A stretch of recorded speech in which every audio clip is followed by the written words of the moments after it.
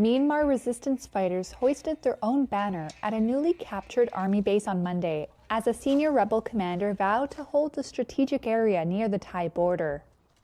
The key trading town of Myawaddy was taken by fighters linked to the Armed Ethnic Karen National Union, or KNU, less than a week ago.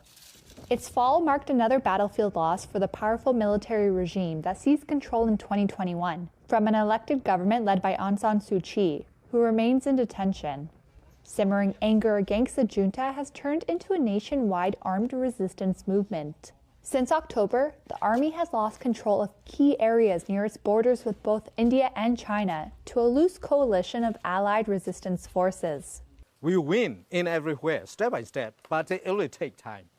Tani is a spokesperson for the KNU. We need to have a kind of like coordination with the other groups because in our country, so many groups and so many differences, but we try for how we take coordination to block and to defeat the military. This is the thing that now we are trying to have among our current people, our current group, also so many groups, but it doesn't matter. We will take time and we try for how to unite together. The loss of Myawaddy at the Thai border could further dent trade revenue for the junta. A spokesperson for the military government did not answer calls from Reuters on Monday.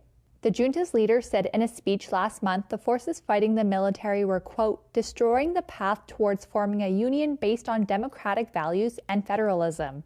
While the rebels celebrated Monday, Reuters reporters in Myawaddy could hear airstrikes as fighting raged on the front lines about 25 miles to the west, where junta reinforcements were trying to retake the area.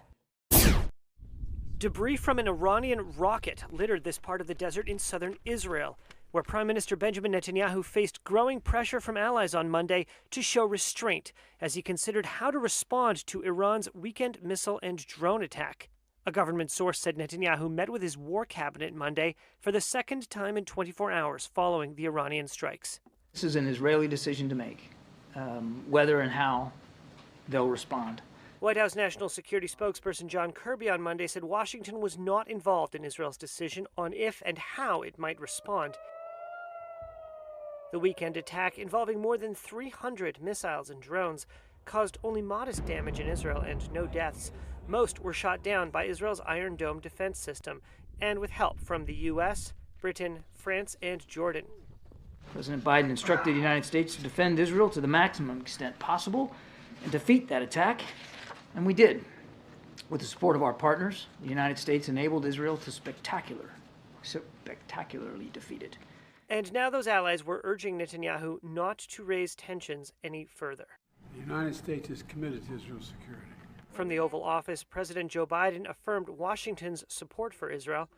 Speaking in Parliament, UK Prime Minister Rishi Sunak said he planned to speak with the Israeli leader. I will also shortly be speaking to Prime Minister Netanyahu to express our solidarity with Israel in the face of this attack and to discuss how we can prevent further escalation.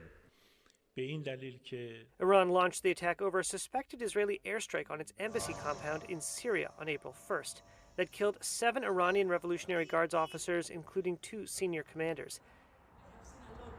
Italy, which holds the rotating presidency of the group of 7 major democracies, raised the possibility of the G7 discussing new sanctions against Iran following the attack.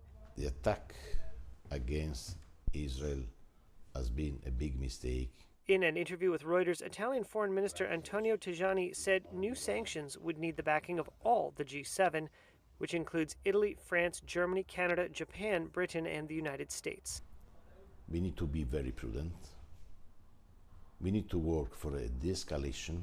He suggested any new sanctions would be focused on individuals rather than whole nations.